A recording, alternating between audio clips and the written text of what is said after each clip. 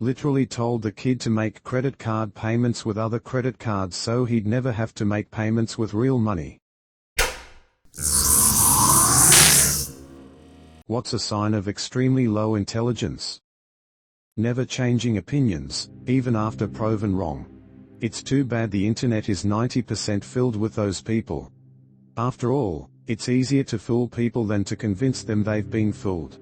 It's infuriating the number of people who are examples of this, looking at you Facebook.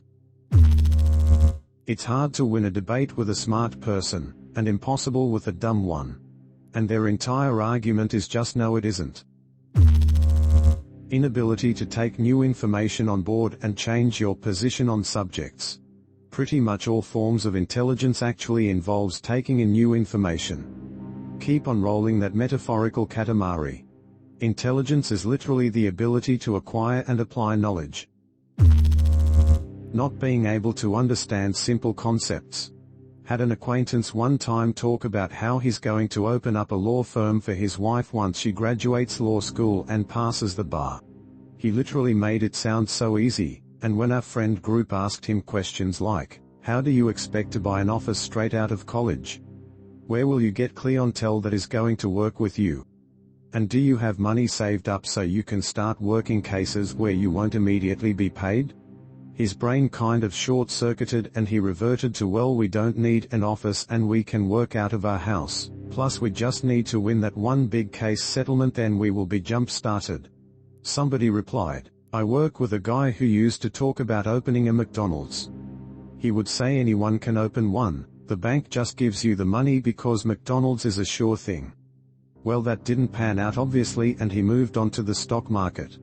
By moved on I mean he screenshots other people's portfolio posts probably from right here on Reddit and claims they are his accounts.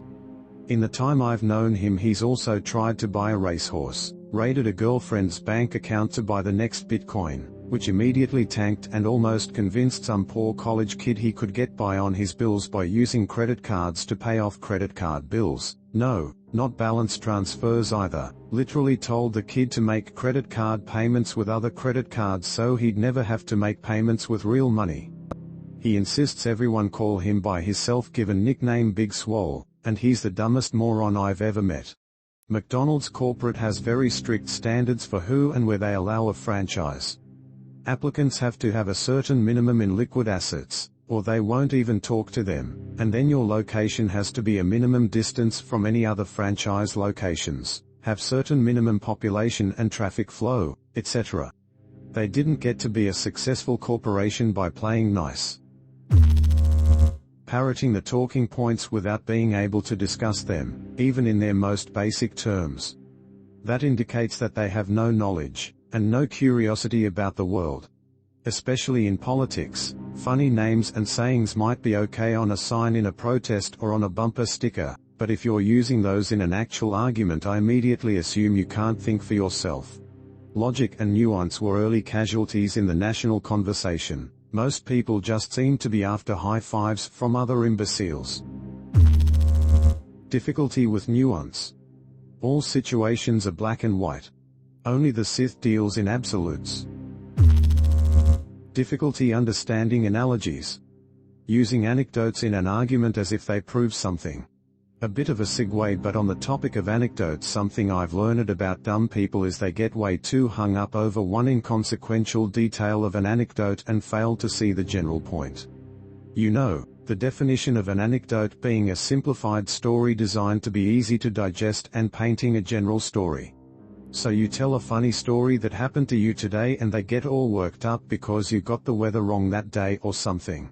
Somebody replied, a true sign of low intelligence, hyper-focusing on unimportant details while the main point soars over their head. This is my mom whenever a guest is trying to tell a story. Guest, so I was driving the car to the store where this crazy thing happened. Mom, which car was it? The red one? Guest, yeah, I think. So I was driving to the store and I saw this. Mom, is it the red one we hit a huge bump in? Guest, I think. It's not really important. So I see this. Mom, something else about the car. Holding strong opinions. yet having no ability to explain, defend or justify them. Then saying things like "I'm brutally honest." These people fail to admit to themselves that they like the brutality a lot more than any honesty. It's like saying, "I have no soft skills or desire for self-improvement and think of my opinion as fact."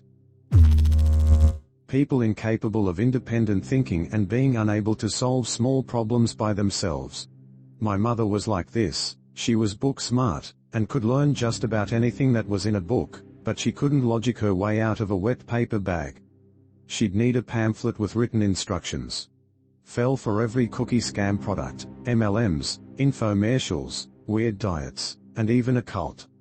Tell her 2 truths and a lie, she'd believe all 3 without question. Never, ever possessing the ability to admit that they're wrong, or don't know something, or have screwed up. No matter how obvious. Talking in circles. Saying anything educational is boring. I used to be an instructional designer who made e-learning courses. In that field, we used something called the AG methodology to systemically build out our courses and training materials. Any instructional designer worth their salt should know what this is. Long story short, my former boss kind of inherited the training team and absolutely refused to learn anything about what we did. She thought AG was stupid, boring, and instead obtained her knowledge of the industry by reading BuzzFeed-style blog articles. Talking louder or over someone to win an argument. A long time ago I was having an argument with my best friend. She kept getting louder and louder while I kept my voice the same. I finally told her, the loudest person doesn't automatically win an argument. It shocked her for a second and she quietly replied, "It does in my family." That realization stuck with her and she did make an effort to change in the future. I always admired her for that. People who confuse their opinions with facts. If I tell my mom a 100% accurate fact with proof, she can and will say, "Well, I disagree." Everyone is entitled to their own opinion. Self-awareness is usually a sign of higher intelligence. Doesn't matter your past. If you eventually become self-aware and try to change based on that, then you're good. Making strong opinions on topics you don't understand. Worse, when they don't want to admit that they don't know much about it. There are people who admit they are not the most knowledgeable about a topic but will still give their thought. As a special education teacher, I went through the top 10 answers and have to say that none of these are examples of low intelligence. Many are examples of stubbornness, pride, brainwashing, echo chambers and more. People with low levels of intelligence have a wide variety of personalities just like anyone else. Some are stubborn and ignorant, some are compliant and love to learn. Some are angry and easily manipulated, some have great emotional control. Some are lazy and some are hard-working. People with low intelligence take longer to process information and struggle with complex topics that have multiple components working at the same time. Many struggle against this deficit and develop strategies to overcome. For some, the obstacles are too large and some simply don't have the will or behaviors to overcome their struggles. I really just want to point out that high intelligence can be a great trait to be born with but does not grant a person success or happiness.